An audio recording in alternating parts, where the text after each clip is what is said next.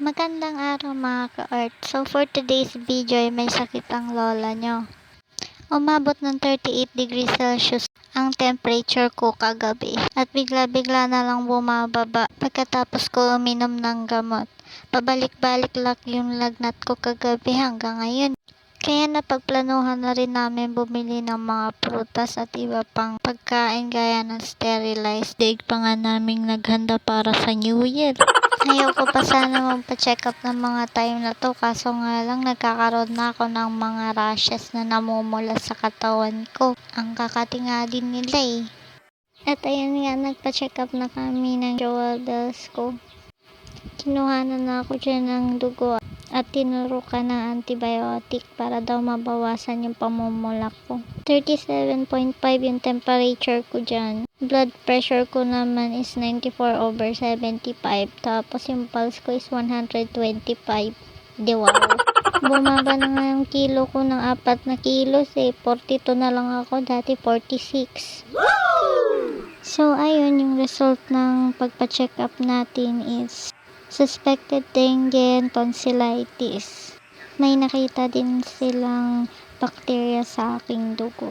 More water, vegetable, and fruits daw ang kailangan ng katawan ko.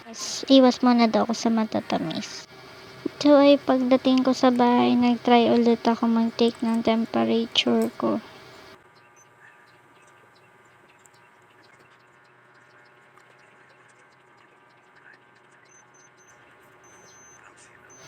So far, nagiging okay naman na yung temperature ko. 36.6 na ngayon. Thank you, Lord. So, eto pala guys yung mga gamot na nireseta sa akin. Umabot din yung bills namin ng almost 3,000. Kasali na yung check-up. Ang dami-dami nga mga kaerte. Ang talaki pa. Malulunok ko kaya mga to. Nabulol pa nga eh. Kaya be healthy na lang mga ka-Earth. Ito rin yung result ng CBC ko kung marunong kayong magbasa niyan. Hindi din kasi ako marunong magbasa niyan eh. Nakatulong na din yung partner ko dahil sa pagod. Pagdating niya kasi sa work, may diretso na kami pa-check up. Nananervyos na naman daw siya kasi. Salamat sa alaga eh.